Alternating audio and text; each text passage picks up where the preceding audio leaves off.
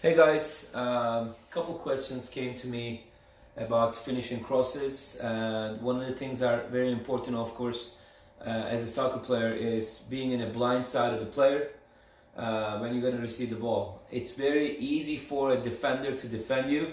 Let's just say if this is the defender's head, right? If you're running in front of him, you make him see you and he can step in and step to the shot. It's really hard. It's not impossible. There are players who likes doing that, coming from the blind spot and cutting in front, and last second it can be good, but it's not as useful as and as consistent as being in the blind spot of a player. So if the cross is coming from that side and this is the defender right here, right? You just need to go in the blind spot. He's looking that way, right? He's going to be in the blind spot of the player, okay? And you just need to make sure that you don't step like from the side.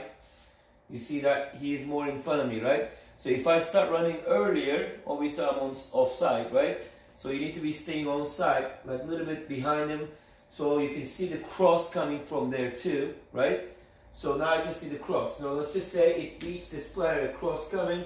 One of the best techniques, of course, is the redirecting header, right? So redirecting header is side of your head, soft spot, right over it, hard spot.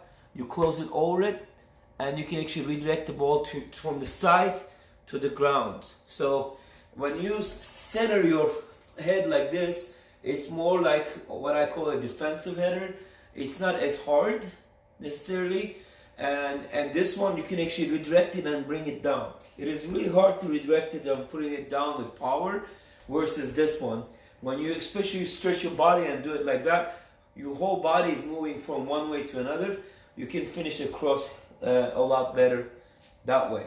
So any kind of volley, when you go over the ball, right, you're gonna make sure that you can make one foot go and then the other one go. The technique has to be making sure that it's the center of the ball, a little bit over the ball. So over the ball, it's gonna make it bounce, right? It's gonna make it bounce every time, and that's gonna be really hard for keepers to catch. But when you do it under it, and when you touch it, go up and bottom and up, it's not going to be working. Same technique, you can do an inside foot. If the ball is up, inside foot. When you put your foot down like that, you make it bounce. So that makes it really complicated for a goalie to save that. But when you go straight to the ball like that, from the bottom and up, the ball is going to raise up. It's going to make a beautiful save for the keeper. Like I said, if you go over